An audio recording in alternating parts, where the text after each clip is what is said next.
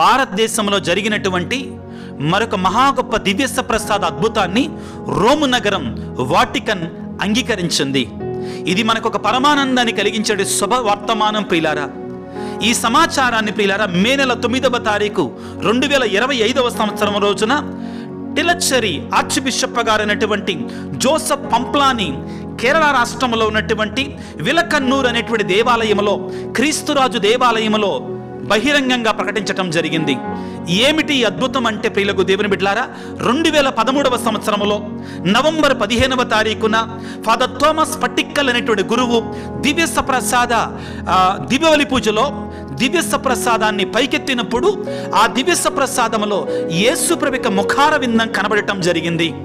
కాబట్టి ఇన్నాళ్ళ తర్వాత రోమనగరం పాపు గారు ఇది నిజంగా అద్భుతమే, దివ్య ప్రసాదంలో యేసు ప్రభు ఏం చేసి ఉన్నారు అని చెప్పటం యావత్ భారతదేశానికి, కేరళ రాష్ట్రానికి ఒక శుభవర్తమానముగా, ఒక గొప్ప దీవెనగా మనందరం ప్రార్థిస్తాం.